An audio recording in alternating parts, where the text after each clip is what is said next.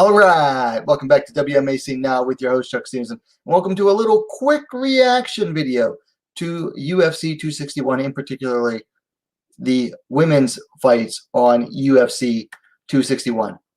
Woo! Great night of fights, guys. Great night of fights. Just my mind is blown from these fights, and not just the ladies' fights, but overall, the entire event was just mind-blowing. First event in over a year that we had crowds. Phenomenal. Just amazing. Just a lot going on. So I'm going to try to keep this short. Before I go into this, I want to say one thing. You know, myself as, you know, a talking head, a commentator, as it were, you know, I try to keep it neutral when I pick fights and who I think is going to win fights. I try my best to, you know, put my biases, you know, off to the side, either side, you know, and make my picks as neutral as possible. And it helps me a lot because I'll admit, no matter who I really want to win, or, you know, no matter who I pick to win, if they lose, then I don't feel as bad if they lose. There's very few fighters that I am like, will pick to win almost every time. Actually, there's probably only one I've picked to win every single one of her fights. And I'm even nervous about her next fight. So, you know, one thing I want to mention is that if you're watching this and you ever want to do, like, start picking fights, you know, like start a YouTube channel and pick fights, you gotta put your biases aside when you pick fights. A lot of times the fighters I like, if I pick against them, they end up winning. And I'm just like, boom, lose-win situation. You know, my pick was wrong, but the fighter I like won. So I lost, but I won. You know, you just gotta, when you pick your fights, when you make your fight picks, I should say, you've got to stay neutral and try to put your personal biases aside. And tonight, the co-main event was the biggest example of that. I see someone just entered. Go ahead and say hello in the chat so I know who it is. I'm talking about, I haven't even gotten into the fights yet. I'm talking about personal biases. So I picked the sitting champion of the co-main event at strawweight to win the fight. I worked really hard to put my personal biases aside, and I picked her. But you know, when I made my preview video, I mentioned that she has some weaknesses, and namely, she never takes her head off the center line. And that ended up costing her big time. So it's really important, you know, when you're making your fight picks, and, you know, I don't gamble. I don't gamble on MMA. Occasionally, I'll go to the casino and I'll put something down on the blackjack table or craps, and because those games do involve some skill and everything, and it largely is dependent on how I play. Whereas, you know, you're putting something on sports betting, you're giving up everything into the hands of someone else, and I just don't like to do that. I mean, I guess that's true gambling, but that's just not for me. So yeah, always try to, you know, make your fight picks from a neutral perspective. And it helped me in the other two ladies' fights tonight, because the fighters I really wanted to win lost, but I picked against them. So that ended up, you know, stopping me from, you know, going 0 for 3, I guess you could say. Because if I had picked with my heart, I'd have gone 0 for 3. So anyway, let's get into tonight's fights. First up, Ariana Carnelossi defeated Na, however you want to say it. Excuse me. Via TKO in the second round. I thought this was an early candidate for fight of the night.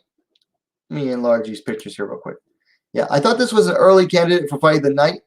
even though it was only the first fight. And then, the rest of the event happened after that. And I was like, well, crap. These girls are likely not going to get a bonus. But if you were to tell me that Lian Na would have come out and within the first minute would have gotten a submission over Carnelossi, I'd have had a hard time believing it, but I'd have said, okay, maybe, she has that history behind her. But if you'd have told me that she'd have come out and dropped Carnelossi with one of the first punches she threw, I'd have told you you were nuts. I'd have told you you were out of your gourd. Insane. No way. Now Liang, drops Carnelossi with a punch. She's not a striker. She's just not a striker at all. But that's what she did. And then I thought she did enough to win the first round. But she blew her wad in the first round. She honestly did. Maybe it was UFC jitters. Maybe it was an adrenaline dump. Maybe she just worked too hard. I don't know. I'm not a doctor. I'm not her corner. Honestly, her corner tonight wasn't her usual corner for her fights. So I just don't know what went on and why she was so exhausted by the end of the first. But Carnelossi, she said after the fight that, they watched her, they did the film study. They knew she comes out strong in the first round and then fades after. So they knew that if they survived the first, got it past the first, that they'd win. And then, Lian Na, she made a big mistake in the second and let Carnelossi on top. And that was what cost her the fight. I just, it was, to me, I thought this fight was amazing. I thought this was exciting, action-packed. Carnelossi, I picked her to win. I just thought, man, Na is just not very, she's not known for her strength. She's not known for her power, whereas Carnelossi is. And she hadn't been stopped, I think, by submission. I don't think she's been stopped at all. So I knew it was going to be an uphill battle for Lian Na. So that's why I picked Carnelossi. And, man, I was hoping for Lian Na to win, and then it just didn't happen. So this is an example. I picked against, who I wanted to win. I picked with my head. And it worked out for me, I guess. Although I did want Na to win. I wanted her to to help make the UFC Academy program at the Shanghai Performance Institute look good. It just didn't work out. But I'll tell you what. To me, Na's stock did not, whatever stock I had in her before this, did not drop at all. To me, it's at the same, if not up, because nobody knew she had the power in her hands to drop a tank. I didn't mean an absolute tank, a juicy tank, like Carnelossi. But she did. One of her first punches she threw, she dropped her. I mean, straight up dropped her to all fours. And so to me, Lian Na, her stock didn't go down at all. If anything, it stayed neutral or went up. So congrats to Ariana Carnelossi. She knew her opponent. She knew what her opponent was capable of, and it worked out for her. Next up, Valentina Shevchenko defeated Jessica Andrade in the second round. Absolute, total, complete, just domination by Valentina Shevchenko. Just absolute domination. The only thing that I saw that I liked that Andrade did was she kept going to the body. She went to the body on the outside. She went to the body in the clinch a lot, just into the body. And I liked it. It just, she didn't get to go into later rounds to see if it paid off. Shevchenko, I can't remember if I mentioned this on Thursday night or not, but she is a master of sport in judo from Kyrgyzstan. And that title is a carryover from the old Soviet Union days when Kyrgyzstan was a Soviet republic. And they still have it. And that means a lot. That basically means she's one of the best, if not the best, in her country. So that means a lot. And judo is called the gentle, or judo translates as the gentle way, or the gentle I believe it's the gentle way. One of the prime things about judo and judokas, particularly high-level judoka, they always know where their center of balance is. And they can tell just from feeling where their opponent's center of balance is. And they know exactly how to leverage that against their opponents. Like, that's what judo is. It's about using your opponent's momentum and leverage against them. So for someone like Andrade, who tends to go full force, it was always going to be an uphill battle against just Valentina Shevchenko, because Shevchenko just always knows what she's doing, where her center of gravity is, where her center of balance is, and how to use that balance against someone like Jessica Andrade. I mean, did I really want Jessica Andrade to win? Hell yes. I like Jessica Andrade. I think she is a really nice person. She's a sweet person. I don't really get into fighters' personalities very much, but to me, Andrade just comes across as like one of the nicest people. Like, she never really has anything bad to say about anyone. She never comes across as arrogant, which Shevchenko does. And I like Andrade. I mean, I used to not like her, but she grew on me over time. She's one of those fighters. She just grows on you. If you don't like her, just keep following her. She'll grow on you over time. She's always happy. She's always positive. She was doing some dancing leading up to this fight. She danced in the hotel hallways, in her hotel room, in the lobby, and just doing all kinds of dancing. It was like terrible dancing. It was like TikTok level dancing, but still, it's like she was smiling the whole time. Even you could tell, even when she was wearing the face mask, that she was smiling the whole time. And it's her happiness and her positivity is just very infectious. It's contagious. So it's hard to see her lose like that in 2 rounds. Man, when was the last time we saw her dominated like that? Okay, Weili Zhang, but that was like such a fast finish. It's hard to grade. Whereas Valentina Shevchenko just dominated her from bell to bell. Like, ding, ding, domination, ding, ding, boom. Second round TKO finish for Valentina Shevchenko. Just an amazing, amazing result. Yeah. Like I said, she's arrogant, and she'll straight up say, like, who else is there for me right now? Or whatever she said in the post-fight interview. Hats off to her. She's darn right. Who else is there for her right now? I thought Andrade might have had a chance. I thought had Andrade, stayed in her face the whole time, like not clinched with her necessarily, but had Andrade stayed in her face with the striking, she could have, maybe done something to Shevchenko, because Shevchenko does not like those prolonged striking battles. But Andrade was going to the clinch, and Shevchenko was all too willing to go to the clinch with her. So it worked out for Shevchenko. I don't like Valentina, but, I said this before. I don't like her, but I will readily admit she is phenomenal. I cannot say anything negative about her as a fighter. A touch boring sometimes, a touch sometimes, depending on the opponent, but that's it. As a fighter, that's all I can really say negative about her. Let's move on to the main event of the evening, at least my main event of the evening. You can see the finish here in the picture. Rose Namajunas defeated Weili Zhang. I've heard it's pronounced Zhang. Weili Zhang. Soft J, I guess. Via knockout. First round. Mind blown. Just the way she absolutely did it was mind blowing. I mean, I kind of knew that Rose needed an early finish to get this. Like, I knew if it was going to be early, it was most likely to be Rose.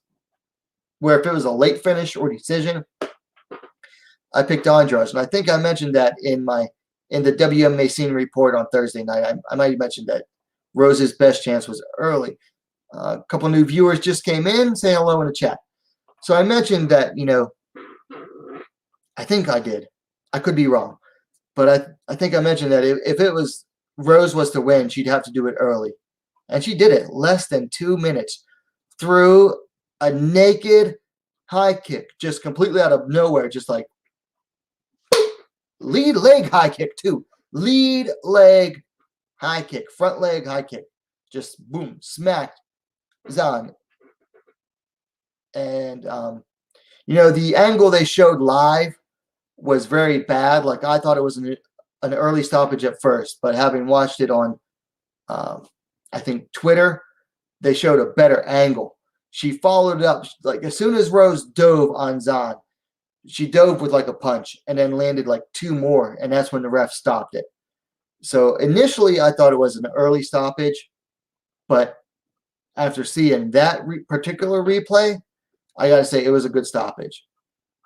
I mentioned in my preview for the fight that Zhang never takes her head off the center line. She never moves her head off the center line. And it cost her big time. I mean, I think she let her hands, go down a little low too as well. But the big thing was she never took her head off the center line. And that allowed Rose to lead that, lead leg high kick. I think that's the same kick she got Watterson with too. Now, Watterson was off balance and had, just finished a kick and was off balance when Rose landed that kick on Watterson. But with Zhang, it was just straight up out of nowhere, just bloop, and Zhang went bloop. I mean, straight up back on her legs and everything, just out. And wow. I mean, I picked Zhang to win, and hey, I was wrong. I was wrong, and I will admit that I was wrong. But like I said, I think I mentioned that if Rose was to win, it would be early. So listen, guys, if you're watching this, there are a lot of, hashtag Zhang gang people out there that might be on suicide watch tonight.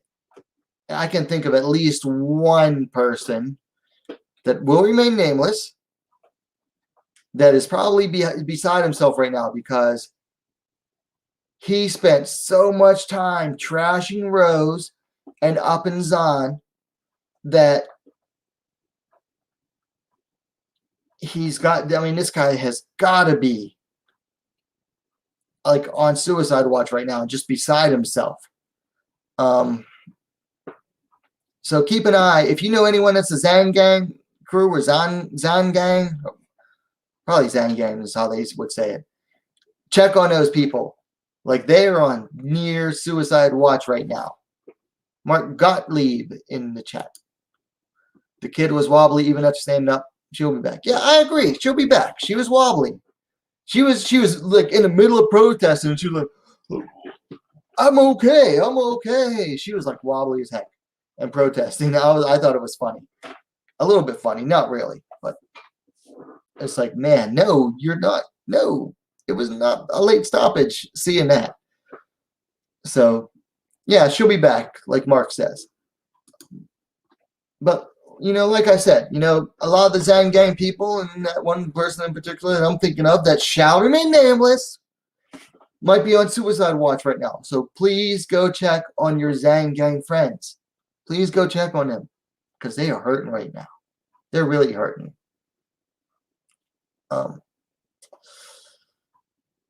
Yeah, I did not see that. I mean, I didn't see her winning by high kick. I thought if Rose were to win, it would be by a fast submission and a scramble. Like, that's how I thought that was her best way to win. But, man, she won by a high kick, followed up with a little bit of ground control. A lot of pressure on both. Yes, definitely. A lot of pressure on Zhang because she was a big favorite.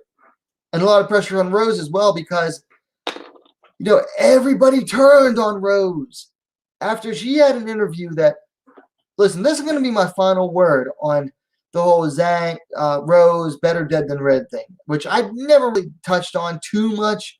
I mostly talked about, when fighters say dumb stuff. And that was last week. So it's like coming up on 2 weeks old. A lot of people turned on Rose. It's like, to me, I think a lot of people forget that was an interview that she was doing with a member of Lithuanian media. So she was trying to appeal to, Lithuanian crowd. Not that interview wasn't meant to be viewed by everyone. It's just that it's the internet, so it got viewed by everyone. So I think a lot of people, forget or just are ignorant of the fact that Rose was trying to appeal to a certain crowd with that. And then, when everybody piled on her, she dug in. Which, you know what? Hey, credit to her. She didn't, back down. So many people back down in the face of pressure nowadays, and she did not. And all the Twitter people got butthurt. Twitter was so butthurt. Like, man, I don't think there was enough Preparation H in the world for how much butthurt there was on Twitter over Rose saying that. Mark Gottlieb says absolutely correct. So correct as far as the butthurt people on Twitter, or, I mean, what do you mean by that? But, yeah. A little disappointed with how many boos Rose got, Zhang got, but not really. Yeah, remember, it's an American crowd. Zhang came to America. You're going to deal with boos from an American crowd cheering on their American fighter. That's just how it is. Like, I was watching Luke Thomas's stream, and he was like, it's Jacksonville, Florida. What do you expect? Well, it's an American fighter in America taking on a foreign fighter. Guess what? That fighter, no matter how popular she is going to get booed compared to the American fighter fighting in America. Period. And you got to remember, that Jacksonville was probably not even the majority of the crowd, okay? Majority of the crowd was probably people traveling from all over because it was the first UFC event with a crowd in over a year. Like, I forget how many people I saw online talk about, damn, I'm going. I got tickets, I'm going. So the crowd wasn't even probably majority Jacksonville. Yeah, interview was in Lithuania. You're right. I mean, it was online, but the member of the media was Lithuanian media, and he was in Lithuania, I believe. So, yeah, I think a lot of people got butthurt over that when it's like you weren't even the intended audience. So, I mean, it's a little disappointing how much Zhang got booed, but I get it. I get it. And I'm willing to forgive a lot of things anymore, One thing about growing older and just having been a lot of places and seen a lot of things, you learn to get over stuff really easy. So, I picked Zhang to win. She lost. Oh, well. I'm not butthurt over it.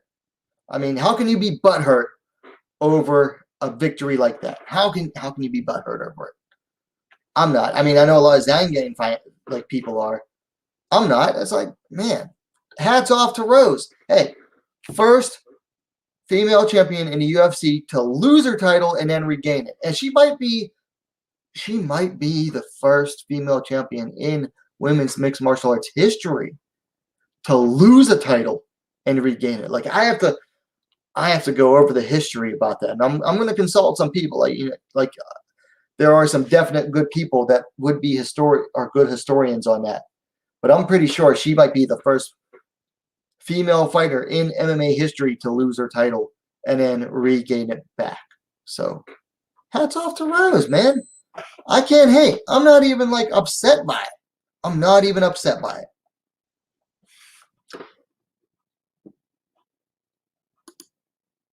I did pick Rose. I thought you want to expose a few things. Yeah, Joanna did expose a few things against Zhang, and I made mention of mostly the not taking her head off the center line thing. One thing that I learned from, and I've seen people say it, including Rose herself said it, and then more recently, Dan Hardy mentioned it in his preview of the fight, was that Zhang is predictable. When she counters, it's mostly like a 1-2 low kick or a 1-2-3 low kick. It's always off a low kick. She finishes with the low kick. And so she is predictable. she does have some holes. And I think with the high kick that Rose landed, the biggest thing was she doesn't take her head off the center line. True. Anyway, let's move on to matches to make, which I will go into more as well when I do the review for this fight sometime tomorrow, which is going to be a pain in the ass because it was a quick fight. Let's talk about Rose first. Rose, to me, should face the winner of Esparza versus Yan Xiaonan, or Xiaonan Yan if you're in the West. Apparently, Dana White said in a post-fight press conference he's trying to do the rematch right away. There is no reason to do the rematch. No reason to do the rematch other than Chinese yuan. Dana wants that Chinese yuan, trying to get that money. Yeah, Rose versus the winner of Carla versus Yan is the fight to make to me. This was the fight to make no matter who won the fight. So, yeah, this was the fight to make for me no matter what. No matter who won the fight, was the winner of Esparza versus Yan. Esparza's on a 4-fight win streak. Yan is undefeated in the UFC. This is the fight to make for the winner. Dana, this is the fight to make. Loser, Zhang, fights the loser of this fight. Okay? That way you have the winner tied up and the loser of this fight tied up. So I can tell you're already gone, but good night, Mark Gottlieb. Thanks for watching. So yeah, no matter what, you've got the loser and the winner of tonight's fight tied up with the winner and loser of, I think this fight goes down in May or June. So it makes sense. You've got 2 fights booked off of 2 individual fights. It just makes the most sense. So, I mean, yeah. If you look at it, if Esparza beats Yan, then you have the rematch for the original strawweight title bout. If Esparza beats Yan, boom, you've got a rematch that is from 2014, 7 years in the making. 7 years in the making, baby. Boom, big rematch. Because that was, yeah, I think that was 2014 when that fight went down. Let me look it up real quick here. Just going to do a quick look up here real quick. So don't leave.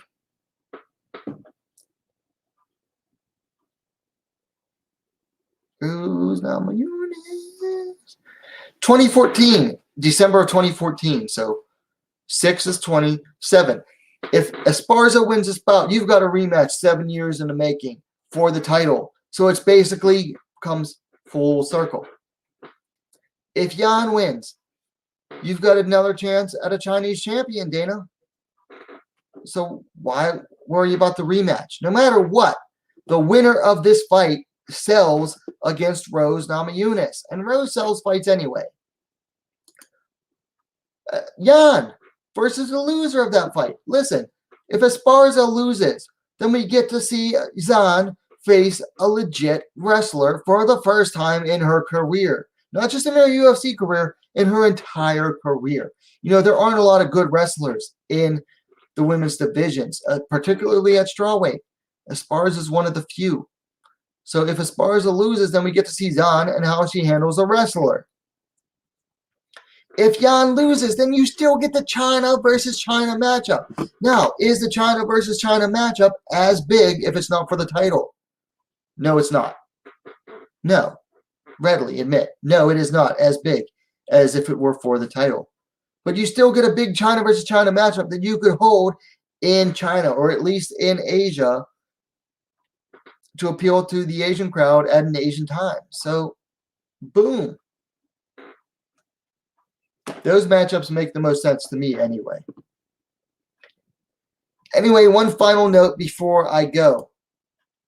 Deep Jules 33 due to a state of I guess it's like a state of emergency going on in Tokyo, has been postponed. It was supposed to happen on May 5th. It has been moved to June 20th, and all the fights apparently are going to stay the same. So that that whole event got pushed back over a month.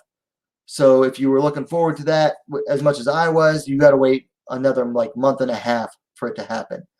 I'm a little disappointed because I had big plans for May, including this event. Now I've got to push it back. And that includes the Deep Jewels Atomweight Grand Prix semifinals and finals. I'm getting more viewers, and I'm just about to log off, unfortunately. Say hello in the chat. So yeah, this event got moved back. Tokyo, Japan had declared an emergency. It's locking down and canceling events. A lot of things got moved back. One of the Rising events got switched to a later date, and then this event got switched to a later date, unfortunately. So, got moved from May 5th to June 20th. So keep an eye out for that. I am still going to cover it heavily. I'm working on my preview for it because I was waiting for it to happen a lot faster. I might just finish the preview anyway and get it done and out of the way early. So keep an eye out for that anyway. I'm getting tired. Plus, there's another stream I want to follow. So keep an eye out for some fight reviews for tomorrow. I am going to try to work on them and get some done. Not just for tonight's fights, but I definitely want to cover the LFA 105 main event, the strawweight title bout between Rodriguez and Gotzik. So keep an eye on those. Anyway, if you're watching on the replay, if you're watching live, thanks for watching. Please hit the like button. If you're watching on the replay, again, hit the like button. Let me know your thoughts in the comments down below. And hey, if you haven't subscribed yet, what are you waiting for? Subscribe to Wmma Now, the most complete women's mixed martial arts dedicated platform on YouTube. Thanks for watching. We'll see you next time.